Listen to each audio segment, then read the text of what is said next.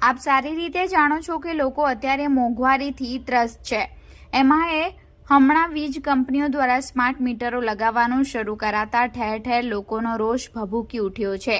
વડોદરા, સુરત, સુરેન્દ્રનગર સહિતના અનેક સ્થળોએ લોકોએ સ્વયંભૂ સ્માર્ટ મીટરોનો વિરોધ શરૂ કરી દીધો છે।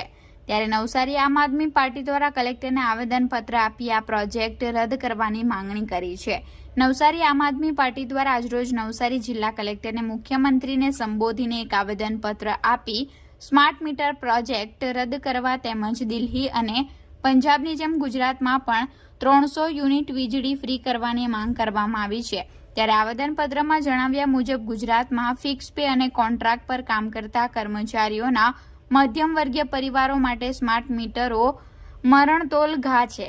વીજળીની બાબતમાં ગુજરાત સરકાર પહેલા જ પાવર પ્લાન્ટ સાથે કરેલા 25 વર્ષના કોન્ટ્રાક્ટમાં ફેરફાર કરી ગુજરાતના લોકો ઉપર ફ્યુઅલ એડજસ્ટમેન્ટ ચાર્જનો ભાર જે ઉદ્યોગપતિઓએ ભોગવવાનો હતો તે જનતા ઉપર નાખી ચૂકી છે।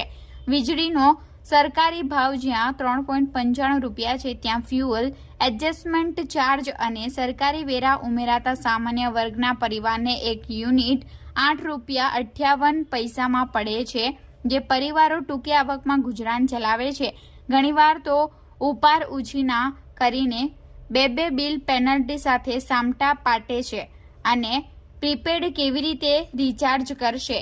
જો પૈસા નહીં હોય તો પૂરું થઈ ગયેલું કેવી રીતે રિચાર્જ કરી નાના બાળકો, ઘરડા મા બાપ કે પરિવારના બીમાર સભ્યોને સાચવશે? તેમ જણાવી આ સ્માર્ટ મીટરનો પ્રોજેક્ટ રદ કરવાની માંગ કરી છે। આજરોજ નવસારી કલેક્ટર કચેરી ખાતે આમ આદમી પાર્ટી નવસારી દ્વારા એક આવેદનપત્ર આપવામાં આવ્યું છે, જે હાલ સ્માર્ટ મીટર લગાવવામાં આવી રહ્યા છે એના તોતિંગ ભાવ બિલ વધારા વિરુદ્ધમાં આજરોજ આવેદનપત્ર આપવામાં આવ્યું છે।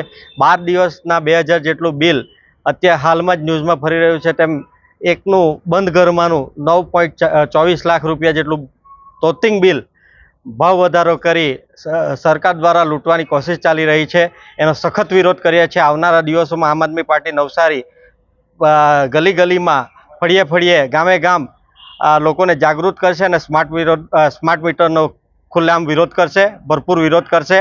અને બીજી અમારી એક માંગ છે કે જેમ દિલ્હી અને પંજાબમાં 200 યુનિટ વીજળી મફત આપી સરકાર સામાન્ય લોકોને રાહત આપી રહી છે, એ જ રીતે ગુજરાતમાં પણ આ 200 યુનિટ વીજળી મફત આપવામાં આવે।